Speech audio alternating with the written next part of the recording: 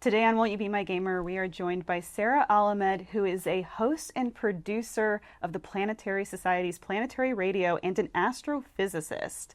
Sarah, thanks so much for coming and talking with us. Oh, thanks for having me. I love space and I love games, so this is exactly where I feel I should be. Well, we'll be talking about your experience working with Bill Nye, My boss. the 3-Eye Atlas, which sounds scary.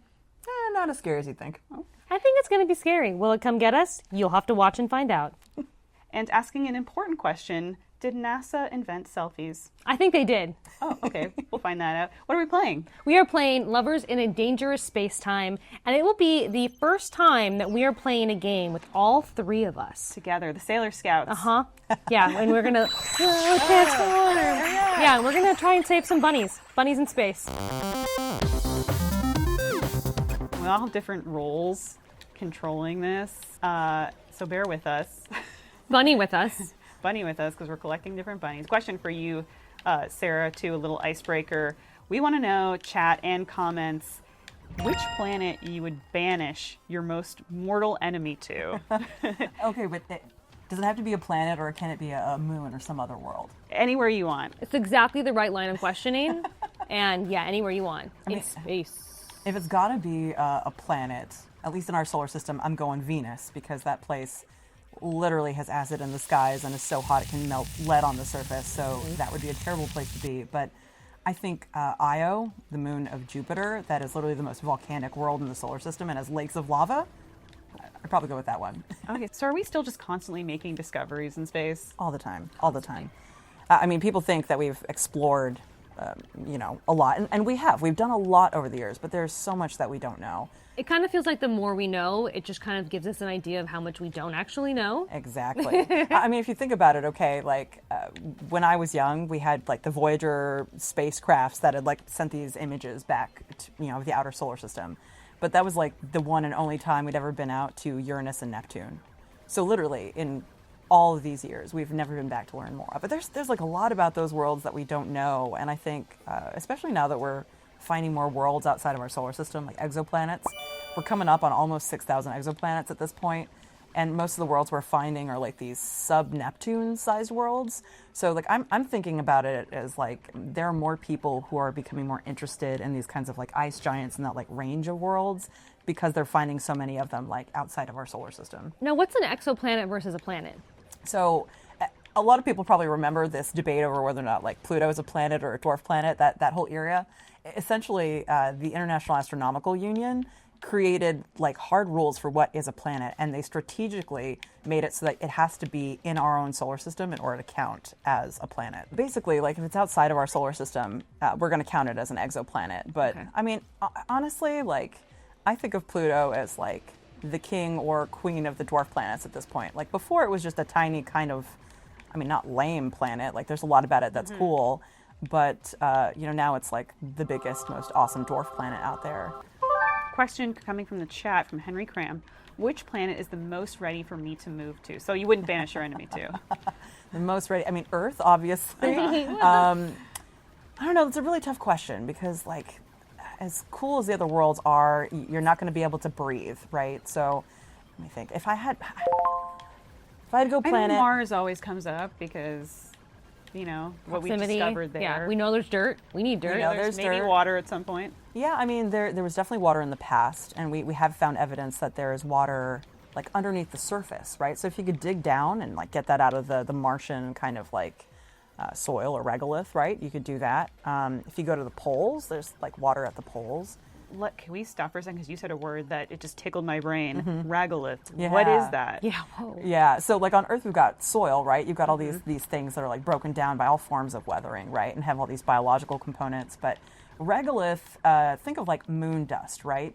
Essentially, it's made out of rock that's been pulverized by like micrometeorite impacts and that kind of thing. It's basically like what dirt would be if it was just a bunch of shards of rock.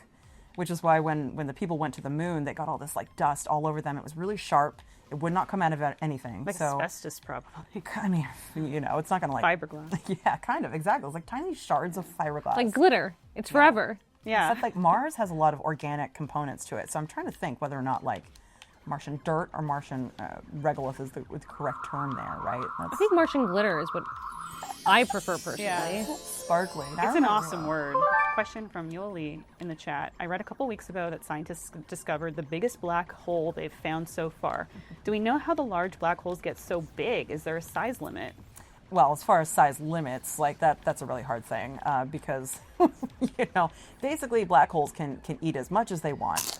But in order to get a really, really big one, you usually have a supermassive black hole that's at the center of like a galaxy or something. In order to reach those really, really high masses, you're going to need to be eating a bunch. And the easiest way to do that is to be in a place where there's a bunch of stuff to eat, right? So center of a galaxy would be the easiest. And in fact, like most of the galaxies that we're studying in this way, we think they all have supermassive black holes at their centers.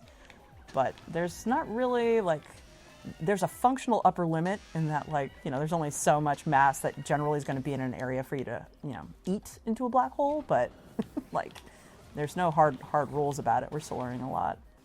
Can we talk solar for a second? Totally. We've got it here on Earth. We got it here on Earth. California, We're fans. only new builds require to have panels on the roofs. But solar sails, that's a thing, right? That's totally a thing. It's a really interesting concept. Basically, light can impart momentum onto things.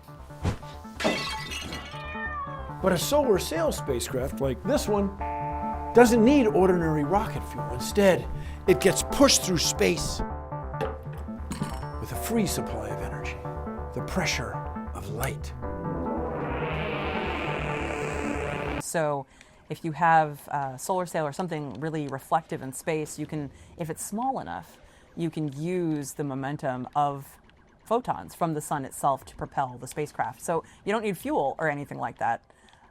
But it's a pretty small effect, even if the sun is fairly close and super shiny, right? It needs a lot of energy to get that thing moving. So it's easiest for small craft and that kind of thing. But this was a dream, actually. So the Planetary Society, the organization I worked at, was in part founded by Carl Sagan, who's a really famous, scientist. And Yeah. we got to pause here for a second because you brought a little homage. Did. My Carl Sagan candle, I keep it, to remember him. But I mean, as a science communicator, he was so pivotal to who I was when I was younger. I remember watching Cosmos when I was tiny, and now I get to work in an office with all these artifacts from the time that Carl was on the show, but also, his founding of the organization in large part is his vision for, space exploration and how it can better humanity is in a large part of why the organization exists at all, right? He really did believe that exploring space made us better as humans, right? And challenged us in new, beautiful ways and connected us as people. So, after that Apollo era where humans went to the moon, there was this moment where basically Congress was like, hey, we did the thing, we put humans on the moon, and they cut a bunch of money out of space exploration. And so they created the organization at that moment because they were like, we need to save NASA, we need to save space exploration.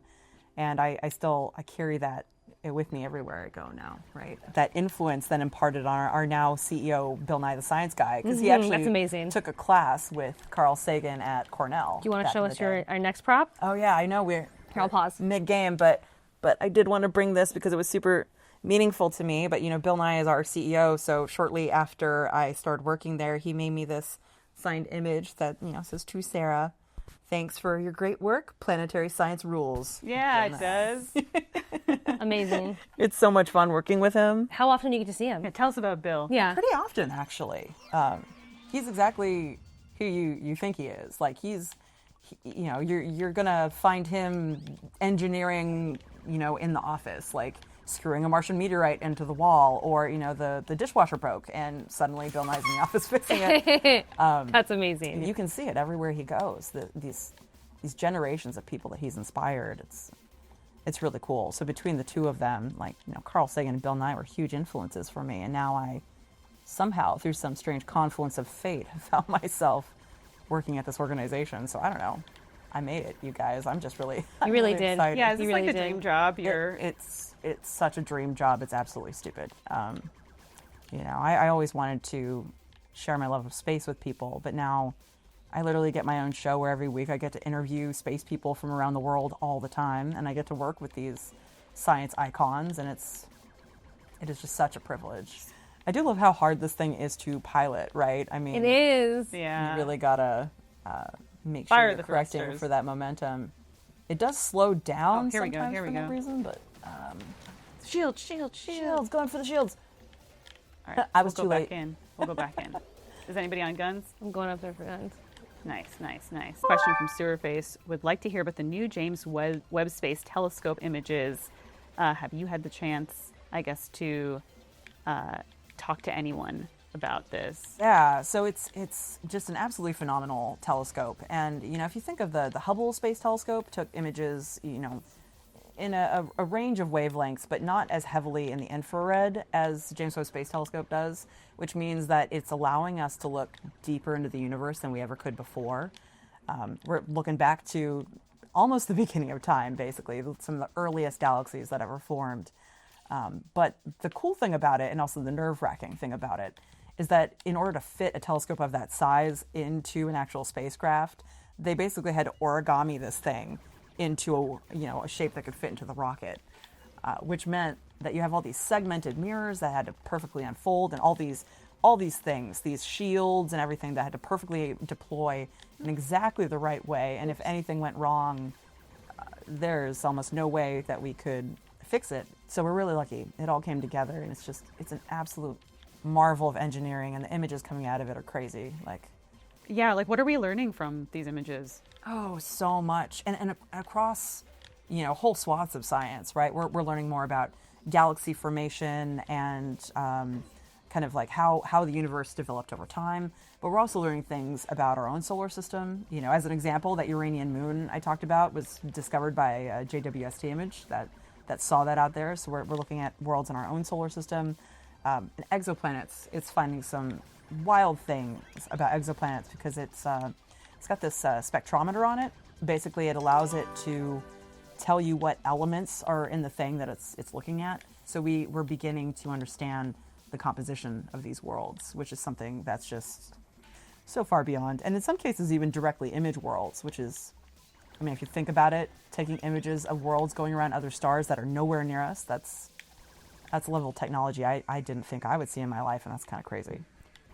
Are there other kind of advances or developments that you think that we might get to in the next 50 years if we keep funding and we keep doing the research that we're doing? And there's so much that we could do. I'm passionate about solar sailing technology for a million reasons. One being that the only spacecraft we built as the Planetary Society was a solar sail, the LightSail 2 mission. There's so many things I'm interested in right now, and I think if we could have more spacecraft out there just as a general premise, we could investigate the water worlds in our solar system that might be habitable. not the Kevin Costner. Or exactly the Kevin Costner. Yeah, what do we got? What are we working with out there? Well, you're not going to find a world that has liquid water oceans like Earth unless they're under sheets of ice.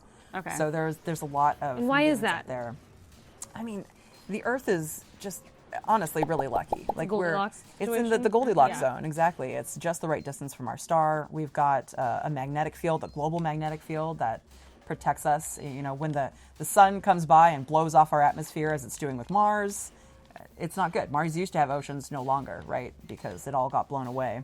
It doesn't have a global magnetic field, at least anymore. But also just water is abundant, so you're going to find a lot of it in places and all over the solar system, but harder to exist near to the sun on worlds that don't have atmospheres. So you get moons around Jupiter and Saturn, like Europa and Enceladus, and even maybe Triton, or maybe even Pluto has a liquid water ocean underneath. Do you feel like this game is telling us anything accurate about space? There's the inertia of the ship. Yeah, I think the way that it's unwieldy. piloting, for sure. More broadly, though, I think, people want to see space full of creatures. I want to see it. I just hope that they're not hostile like these buddies are. How do you think humans would react if we were to one day be like, there's life? There's alien Oh, life. it depends. I always thought there would be chaos, but I meet people all the time who think they're already among us, right? Yeah, I think fair. as a science communicator, my challenge would be getting people to care when we find life. And that's a weird thing to say, but I think we're more likely to find life that's small, microscopic. And how do you get people excited about, these microbes that we found on an asteroid somewhere? Like they want full ET. Yeah. So I think That's true. the actual discovery of life is going to be more anticlimactic than people think it's going to be. But if intelligent alien creatures contacted us, like that would be pandemonium. Yeah. I think, at least on Earth, we seem to have developed life almost the instant that it was possible. So I lean more towards there's probably life all over the universe, but is it intelligent? Who's to even say that intelligence is a good evolutionary strategy? Yeah, right? Was this a mistake? No, but I mean, there are broader questions. Like, I don't know if you guys have heard of the Drake equation. No, as a tell us concept. about it. Basically, it's an equation. It's a thought experiment. Like, if you were trying to put numbers to what we know about the universe to try to estimate the number of intelligent communicating species that are possible for us to make contact with, how would you calculate that, right? So they created an equation for it, and many of the factors we know and understand. Some of them we don't. Primarily, if an intelligent species existed, how long would it remain in communication, right? Versus visiting us? Versus what? Visiting us? No, I mean like say the species stops communicating or starts communicating in a way that humans can't even communicate in. What if they're communicating through gravitational waves or something that we don't know how to read or detect? Or we wouldn't even pick up on that being a type of Exactly. communication. So like maybe there's only this small little time in which they're communicating in a way that we would even be able to notice, or maybe there's this idea of there's this great filter, right? That maybe intelligent species don't last that long, right? Mm-hmm. Maybe you discover nuclear technology and you don't last very long. Boom. Boom. Yeah. We don't know. We don't know, right? There's a lot. Nicole, before we were recording, you mentioned something that you heard about, and then Yes, it's very big on TikTok. There's a comet. It's like 31 Atlas. 3I Atlas. 3I Atlas. Yeah. And people on TikTok who are usually right, I'm kidding, think are fascinated by this because apparently this comet in some ways isn't mimicking what we understand comics to act like. Yeah, so interstellar objects are always a really interesting one, and it's called 3I because it's only the third one we've ever discovered, right? So there's a lot about these objects that we don't fully understand. But I think a lot of the craze around this one, it started with the original one, Oumuamua, or 1I. That one basically, as it left our solar system, sped up, and that confused people because why would you do that, right? And it turned out, at least as far as we can tell, right, because our ability to watch that thing was pretty limited, but basically, because of the heat of the sun, it started. We did it. It started like outgassing, right? Like the heat of the sun heated up some stuff, which like spout off of it and pushed it forward. Kind of right? created some solar flares or sails. I guess kind of more like how would I say that? When you're sitting on a chair and you turn on a fire extinguisher and it blows you backwards. Okay, beautiful. I can see that. That makes sense. Yeah, so it kind of that situation. Where am I? Here we are. Yeah, so Oumuamua freaked everyone out, and everyone speculated, what's going on? Why is it doing this? So the first one weirded people out. Second one, 2I Borisov, was like clearly a comet, right? We saw all kinds of outgassing, like a tail and everything. This new one also has a tail. But yeah, because we've had the first two interstellar objects to like prepare us, right? Now we know a little better how to observe these things. So we've got a little while. I believe that 3I Atlas, that one is going behind the sun from our perspective soon, so it's going to be hard to watch it for a little while. But one of the kind of puzzling things about it is that one of its cometary tails basically was like spouting off of it and then falling back onto its surface, kind of, I don't know. The idea was that maybe some of these particles that are coming off of it are just like much larger than previous ones, so kind of chunky, they're behaving a little differently, right? But I suspect that we're going to see a lot more of that as it, once it comes around the other side of the sun from our perspective, we'll be able to, watch it more closely as it leaves. And once it's gone past the sun, I bet it'll have a more pronounced tail and things like that. Man, I would just love for us to have some spacecrafts just kind of like parked, ready to go rendezvous with these things. And is that not the case? Not yet, Yeah. but I know the European Space Agency is working on a mission that would basically do that. But yeah, we just need funding for it. There's all kinds of cool stuff we would be able to do if we could fund it. Yeah. Yeah, I know PBS is having some issues with it right now, but similarly, right now there's a proposed cut to NASA that would basically cut half of all NASA science funding, and that means the cancellation of over 40 missions, many of which are active, some haven't happened yet. Back. I'm going to give you that back. Oh, no worries. But yeah, a big thing that we've been working on right now, because we work so heavily in space advocacy, is our Save NASA Science campaign. So we're spinning up a second visit to Washington, D.C. to go tell people why NASA is so important, not just for like the scientific discovery, but economically. Like, I don't think people understand All the jobs and all the jobs, but also the spin-off technologies. Like, the only Right. reason you have such a good selfie camera is because of science, right? we made a giant one to look at planet. Well, yeah, I mean, the original like CCD chips, the charge couple devices, were kind of invented because we needed a better way of taking images of like space and things that weren't just glass plates. That was a terrible era. But also, that mission that went out to Pluto 10 years ago, we just like passed that 10-year anniversary. New Horizons, they had to invent like a really good camera that was going to be able to take these high-resolution images while flying by Pluto at crazy speeds, because we really couldn't slow down, and that was the basis for like a lot of modern-day phone cameras. But That's crazy. now we've got even bigger cameras. Like, the biggest camera ever made was recently like used for the first time, and then that thing can download data so fast I can't even explain. It's like a camera the size of a car. I saw a special on, it was like History Channel or something, about how science fiction helps us, like what we dream of what tech could be helps us decide what we actually try to make. Yeah. And like, I think that's so important. You're obviously a big fan of science fiction. Have you ever thought about writing your own stuff? Oh yeah, I'm totally working on a book series. Heck yeah. But You're in LA, we're all writers. We're all writers. Everyone's got 6 screenplays in the trunk of their car right now. No. That's awesome. Here's the turret station. Oh, I feel like turrets need to be upgraded for Always. sure. We did it. Thank you so much for joining us, Sarah. Where can people find out more about your work with the Planetary Society and NASA at large?